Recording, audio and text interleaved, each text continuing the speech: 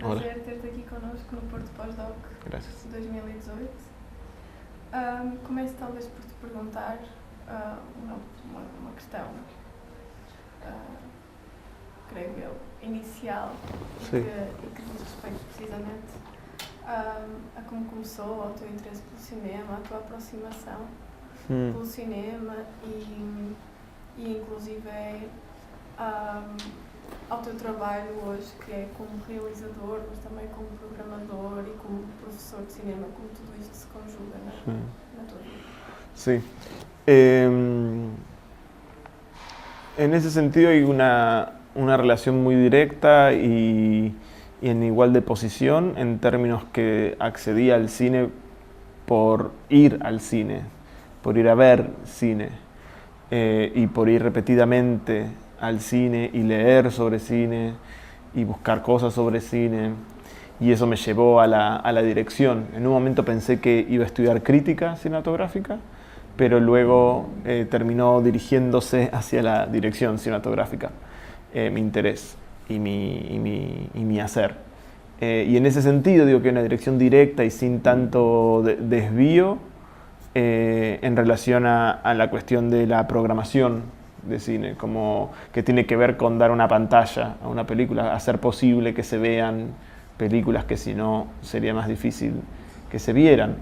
Entonces en ese sentido noto una relación muy directa entre esos primeros inicios míos de adolescente yendo al cine a ver en principio las películas de la cartelera, ¿no? Con mi familia, con mi madre, con amigos, y luego la insistencia de ese interés por el ver que se expande hacia la idea de dejar que otros, hacer posible que otros vean, que sería la programación, ¿no? También en un punto. Entonces en ese sentido hay una relación muy directa. Sigo viendo mucho, sigo considerando un cinéfilo y me gusta compartir ese placer y ese gusto con otros. Y en términos de hacer películas, bueno, de alguna manera siento que cuando uno ve algo, se expone a algún tipo de disciplina, también se enriquece y que eso termina de alguna manera influyendo en las decisiones que uno toma. Pero bueno, también yo estudié cine en la Universidad del Cine, que eso también te hace como un poco más reflexivo quizás, ¿no? Porque al menos, aunque uno se resista a intelectualizar las cosas o sienta placer en el momento de intelectualizar las cosas, una universidad siempre es un espacio para desarrollar eso. Es también ahí en la universidad donde yo también generé el espacio del cineclub, ¿no? Con lo cual mientras uno estaba estudiando y uno estaba haciendo películas, también estamos programando y proyectando, con lo cual siempre todo está medio mezclado. Y es ahí, en este mismo espacio, donde yo empiezo a ser profesor de cine, empiezo a dar clases sobre cine, donde hice clases de historia del cine, como también de guión, como de dirección, y hoy en día sigo haciendo clases. Y en ese sentido, eso es mi fuente de ingreso, digamos. De alguna manera, yo puedo permitirme la libertad de hacer las películas que yo quiera, con la gente que yo quiera y de la forma que yo quiera, gracias a que tengo un trabajo que es con el que me logro mantener y pagar las cuentas y mi ropa y mi comida. No le tengo que poner esa presión al hacer películas, digamos. En ese sentido que me permite, no estoy obligado a pensar que tengo que hacer una película para poder. Entonces en ese sentido esta actividad en principio paralela como la de la programación o la academia me ha posibilitado hacer las películas que hago. Se queda también como una cuestión de libertad. Sí, de libertad económica, que tiene muchas restricciones, no es que es un jardín de frutos, pero prefiero esa pequeña parcela que más o menos en esa parcela no me confundo, ¿no? Como no aparecen otros intereses que no sea el trabajo propiamente dicho del hacer un plano, de fotografiar un rostro, de contar una historia o de construir una historia, digamos, no sé, como las distintas cuestiones. En tus películas lo que estás haciendo es en general adaptaciones libres de la obra de Shakespeare, donde das protagonismo a las comedias y a las mujeres que nos surgen en esas comedias. Así que te pedía para comentar un poco de la importancia que tienen esas piezas para ti y el papel de la mujer Sí. en tu trabajo? A veces cuando me tengo que poner a pensar sobre estas cuestiones me pregunto si me interesaron las comedias, porque es allí donde las mujeres tienen un rol diferente al que tienen en las tragedias, por ejemplo, donde los personajes trágicos femeninos suelen ser personas que acceden a la locura o a la muerte, mientras que en las comedias los roles femeninos están llenos de dinamismo, vitalidad e inteligencia, o que me interesa la comedia como género. Creo, y entonces a veces es como, digo, llegué a Shakespeare por la comedia o llegué a Shakespeare por los roles femeninos. Creo, hoy, o por lo menos acá en este momento, creo que llego más bien por los roles femeninos. Y no es por los roles femeninos en sí mismos, sino por las personas con las que yo trabajo, que son un conjunto de actrices diversas, con las que encuentro una especie de energía peculiar entre ellas y los roles femeninos de las comedias de Shakespeare. Entonces hay ahí una energía que me parece que el cine puede fotografiar, ¿no? Ese es como mi primer interés. Después armo, como trabajo más bien en el mundo de la ficción, armo una trama, armo un personaje, pero no es eso lo más fundamental, sino más bien esa energía que se extrae de los actores, en un punto. Entonces, en principio eso. Tampoco vengo del teatro. Vengo bien del cine, del teatro. Yo no vengo para nada del teatro. Y en un punto el acercarme a Shakespeare también fue una manera de acercarme al trabajo con actores. De una manera un poco amateur, desde el impulso del hacer, no tanto del de la reflexión. No es que estudié sobre teatro o sobre actuación. No, fui aprendiendo de estas personas que convoco para hacer una película, estos actores y estos técnicos. Y de ellos voy aprendiendo y vamos modelando las películas una tras de la otra. Por eso también hay algo de la serialidad, de que hay varias películas en esta, ¿no? Que es una serie de películas, las Shakespeareadas, como las llamo yo, ¿no? Antes hice otras películas donde trabajaba con textos de otro autor, de un autor argentino del siglo XIX, pero ahora me interesó esto de explorar este movimiento y esta cofradía de mujeres, porque no es una sola, es como es una energía que atraviesa estas obras que me parece que no son las más habituales. Hay algo de iluminar o de interesarme en algo que siento que está para mí oculto, ¿no? O que me parecía, o me pasó que fue al leer las obras que me sentí atraído a ellas. No fue por ver la obra en un teatro, fue por la lectura, que es una experiencia diferente. Y creo que algo de eso se siente en las películas. Aparece que no es el teatro, es más bien la textualidad, es el texto. Es como, por ejemplo, porque cuando ves las películas no son adaptaciones. Saco elementos y hago eso. No, ni siquiera son adaptaciones libres. Es como la obra siempre está dentro de el mundo de la película, digamos, ¿no? Y después juego con resonancias, variaciones, sí, pero creo que eso identifica que no vengo del teatro, ¿no? Si yo viniera del teatro, creo que estaría mucho más interesado en construir el personaje de Rosalinda, por ejemplo, ¿no? Como de que se entienda el arco dramático del personaje de Rosalinda, o de Viola, o de la princesa de Francia, o los problemas del actor, ¿no? Y no, me parece que las películas van con otra cosa, van hacia otro lado. ¿Qué lado? No sé, pero otro. Tal vez el lado de mi próxima cuestión, no sé, que tiene que ver con esa construcción que intentas hacer de las relaciones amorosas, que está muy claro entre los personajes, y ese amor que se transfiere de persona para persona de una forma que, no sé, lo podríamos tal vez asociar a ese concepto de amor líquido. Sí,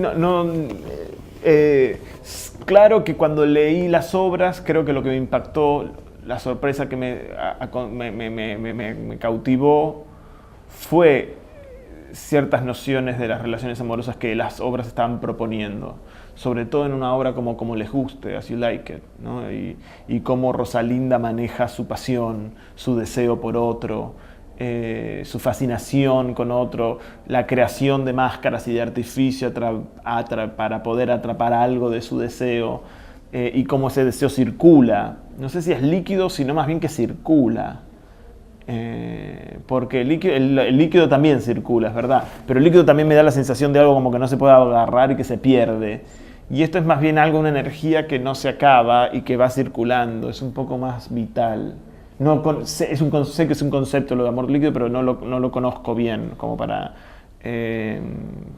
pensarlo. Sí la idea de la circulación del deseo, sí la idea de las atracciones y rechazos y de la intermitencia del corazón, como diría Proust. Me preguntaba también sobre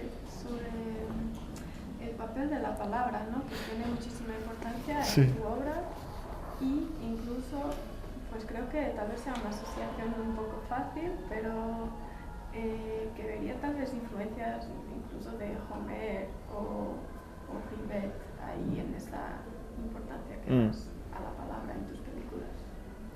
Sí. En esto que decía antes, en la primera pregunta de la cuestión del ver y de aprender del ver y de estimularse frente a ver una película en este caso, como podría ser una película de Romer, o los textos de Romer que escribe sobre cine que son muy buenos y que me gustan mucho, me pasó, viendo a Romer, entender esta noción de la palabra como un elemento cinematográfico o fotogénico, ¿no? Como entender que la palabra no es anticinematográfica, que no tiene que ver con el cine, si uno se pone a pensar en Hitchcock o en los cineastas mudos, ¿no? Esa idea más clásica del entendimiento, de la necesidad de autonomía del cine con el teatro, de repente entenderlo de otra manera, entenderlo que en realidad es parte del cine. Eso me resultó muy liberador, me resultó como sobre todo siendo un hitchcockiano de alma, ¿no? Me resultó muy liberador esa idea de que, claro, la palabra es algo que se puede filmar como se puede filmar una montaña o una esquina o una manzana. También son parte del cine. Me gustó esa idea de tener un entendimiento del cine como una disciplina en expansión, que siempre incorpora nuevas cosas y no es que se cierra. Esto es cinematográfico y esto no. No, todo lo contrario, una cosa que abarca cada vez más. Eso me resultó muy estimulante y eso me hizo pensar que las películas podían llevar esa forma. Sobre todo porque en un momento, cuando yo estaba estudiando, a principios de los años 2000, había muy una tendencia de un cine de la no palabra, un cine del silencio. Y si bien cineastas de esa tradición me pueden gustar y me pueden interesar, no me sentía parte de eso. Eso no me hablaba directamente. Y en ese sentido generaba una especie de ansiedad en mí, como decir, pero no sé, ¿por qué no hablan? La gente habla, no sé, como la palabra es un elemento más. Con la palabra yo te puedo mentir, te puedo embaucar, te puedo convencer, te puedo hacer prestar atención a algo, no sé, hay un montón de utilizaciones de la palabra. Es muy acotado pensar que la palabra por X motivo no funciona dentro del cine. Entonces eso fue muy liberador. Y de Rivet fue más raro, fue después. Rivet fue más difícil de acceder porque sus películas no llegaban a Buenos Aires, no era tan fácil acceder como ahora que tenemos DVDs o Caragarga, ¿no? Que nos podemos bajar películas. Y lo que me sorprendió en un principio fue esta película Céline Julie,